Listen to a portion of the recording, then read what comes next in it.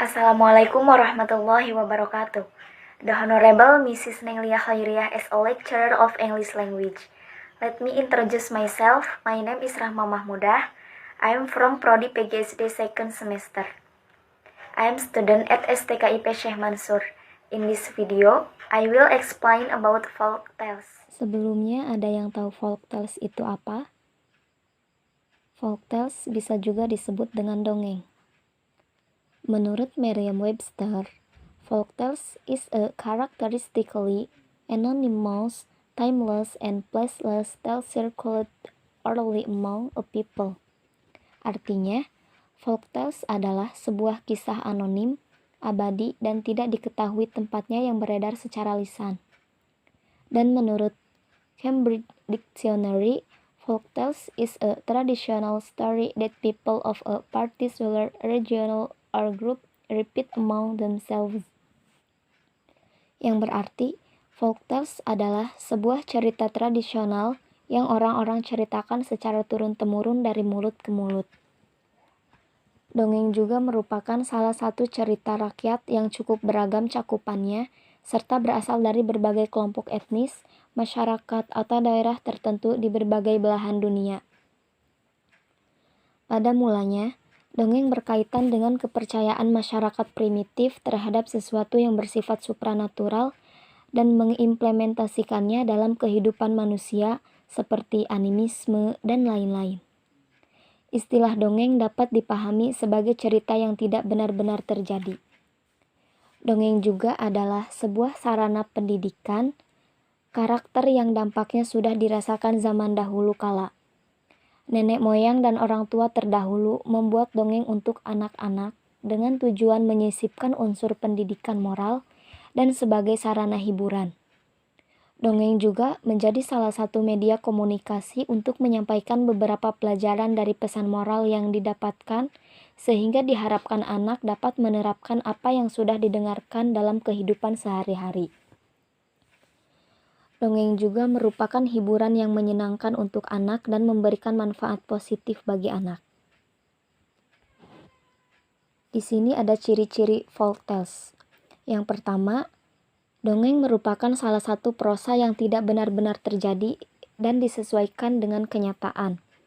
Yang kedua, ukuran teks dongeng relatif pendek. Yang ketiga, bersifat anonim. Anonim itu tidak diketahui siapa pengarangnya, sehingga sering terjadi perubahan-perubahan dalam alur cerita disesuaikan dengan penalaran pendongengnya. Yang keempat, diwariskan secara turun-temurun dari generasi ke generasi selanjutnya. Yang kelima, tidak terikat waktu dan tempat. Yang keenam, selalu menampilkan tokoh antagonis dan protagonis. Yang ketujuh, dituturkan secara lisan atau orality. Yang kedelapan, bersifat imajinatif sehingga bisa menyajikan cerita yang aneh, ajaib, dan tidak masuk akal. Yang kesembilan, mengandung pesan moral yang bermanfaat bagi kehidupan. Selanjutnya ada jenis-jenis folk tales. Yang pertama ada legenda. Legenda adalah dongeng yang menceritakan asal mula suatu tempat. Contohnya, Tangkuban Perahu, asal mula Rawa Pening, dan legenda Danau Toba. Yang kedua ada mite. Mite adalah dongeng yang bercerita tentang para dewa dan mitos yang berkembang di masyarakat. Contohnya dongeng Dewi Sri dan Nyi Roro Kidul. Yang ketiga, cerita rakyat. Cerita rakyat adalah dongeng yang berasal dari suatu daerah tertentu. Misalnya, Malin Kundang dari Sumatera Barat. Yang keempat, cerita binatang. Contohnya Si Kancil dan Buaya, Serigala dan Tiga Babi Kecil, dan Sang Kodok. Cerita binatang bisa dibedakan dalam 3 tipe. Yang pertama yaitu etiologi, tale, yang kedua fable, dan yang ketiga bis epic. Yang selanjutnya ada manfaat folk tales. Yang pertama, bisa mendukung perkembangan daya imajinasi anak.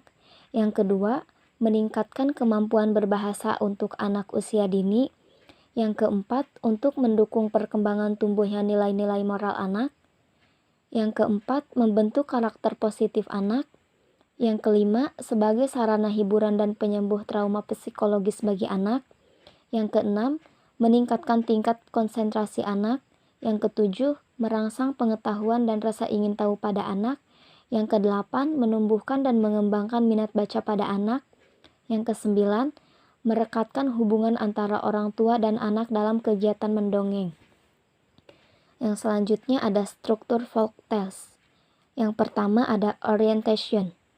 Bagian awal dari sebuah teks naratif folktales yang memperkenalkan tokoh dan latar belakang, tempat dan waktu cerita, misalnya siapa, apa, kapan, dan di mana. Yang kedua ada complication. Dalam sebuah cerita akan muncul konflik. Pada bagian ini, tokoh-tokoh yang ada dalam cerita akan menghadapi sebuah konflik, baik konflik ringan maupun berat. Yang ketiga ada resolution. Bagian ini, masalah atau konflik sudah bisa teratasi, bahkan terselesaikan.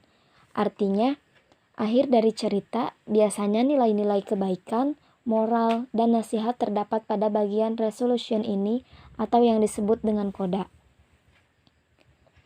Di sini saya akan memberikan salah satu dongeng, yaitu tentang Malin Kundang. Pada zaman dahulu kala, ada sebuah cerita di sebuah perkampungan nelayan pantai air manis di Padang, Sumatera Barat.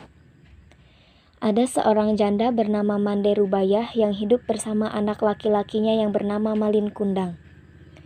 Mande Rubayah sangat menyayangi dan memanjakan Malin Kundang.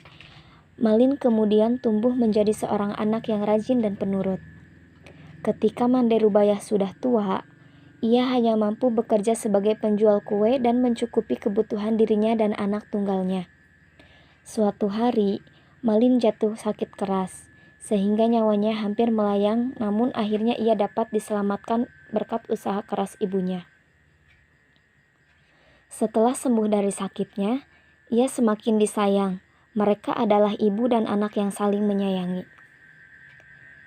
Saat Malin sudah dewasa, ia meminta izin kepada ibunya untuk pergi merantau ke kota, karena saat itu sedang ada kapal besar merapat di pantai air manis. "Jangan Malin, ibu takut terjadi sesuatu denganmu di tanah rantau sana.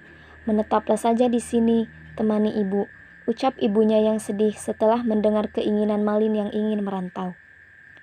"Ibu, tenanglah, tidak akan terjadi apa-apa denganku," ujar Malin sambil menggenggam tangan ibunya.